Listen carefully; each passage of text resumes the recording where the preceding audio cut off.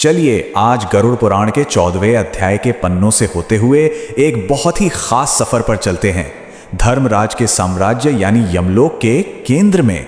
तो ये पूरी कहानी शुरू होती है कुछ बहुत ही बुनियादी सवालों से। ये सवाल खुद महाज्ञानी गरुड़ ने भगवान विष्णु से पूछे थे और यही सवाल हैं जो एक अद्भुत दिव्य रहस्योद्घाटन की नींव रखते हैं।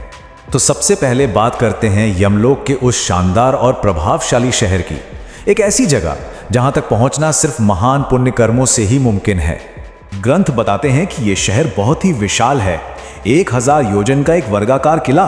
सोचिए, एक योजन लगभग 8 से 13 किलोमीटर का होता है, तो इसकी विशालता का अंदाजा लगाना भी मुश्किल है। और हाँ, इसे दिव्य वज्र से बनाया गया है जो इसे पूरी तरह से अभेद्य बना देता है। ये शहर दक्षिण और दक्षिण पश्चिम दिशाओं के बीच में बसा है और ये वैवस्वत यम का क्षेत्र है।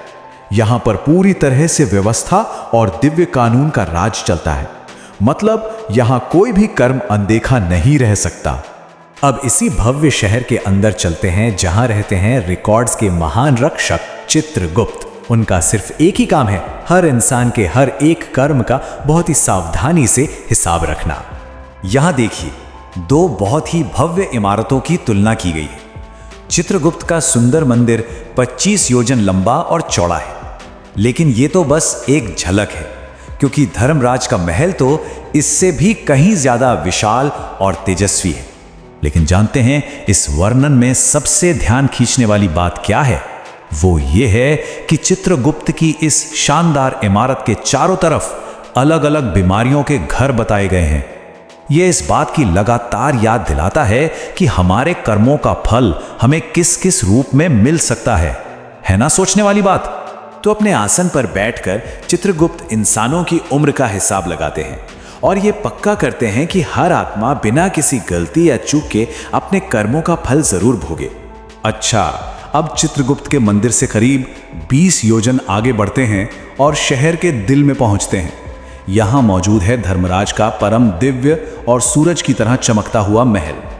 ये महल, अरे इसकी भव्यता तो कल्पना से भी परे है। ये दिव्य वास्तुकला का एक जीता जागता चमत्कार है जो सूरज और बिजली की तरह चमकता है। और इसका आकार 200 योजन लंबा, 200 चौड़ा और 50 योजन ऊंचा है। इस महल के अंदर है एक दिव्य सभा भवन।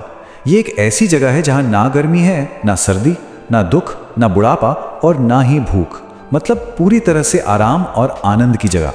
और यहाँ पर पौराणिक कल्प वृक्ष भी है, वो पेड़ जो कोई भी इच्छा पूरी कर सकता है। धर्मराज अपनी सभा में अकेले नहीं बैठते, उनके साथ होते हैं सबसे सम्मानित ऋषि और ज्ञानी जो धर्म ग्रंथों की सही व्याख्या करते हैं और ये सुनिश्चित करते हैं कि न्याय हमेशा दिव्य कानून के हिसाब से ही हो। इतना ही नहीं, उनकी सेवा में सूर्य और चंद्र वंशों के महान धर्मी राजा भी मौजूद रहते हैं। ये वो राजा हैं जिन्होंने अश्वमेध यज्ञ जैसे महान यज्ञों और अपने पुण्य कर्मों के बल पर यह स्थान हासिल किया है।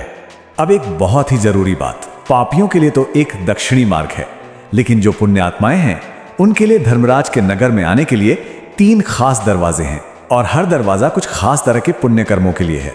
चलिए देखते हैं ये कौन से रास्ते हैं। तो जैसा कि हम देख सकते हैं, हर रास्ते की अपनी एक अलग ही सुंदरता और एक अलग महत्व है। पूर्वी द्वार उन लोगों के लिए है जिन्होंने दान पुण्य और सेवा जैसे कर्म किए हैं। उत्तरी द्वार भक्तों और धर्म की रक्षा करने वालों के लिए है और पश्चिमी दरवाजा उन तपस्वियों और भक्तों के लिए है जो दुनिया की मोह माया से पूरी तरह दूर हैं। तो ठीक है, पुण्य आत्माएं इन दरवाजों से अंदर आ गईं। अब आगे क्या? जब वो धर्मराज से मिलती हैं तब क्या होता है?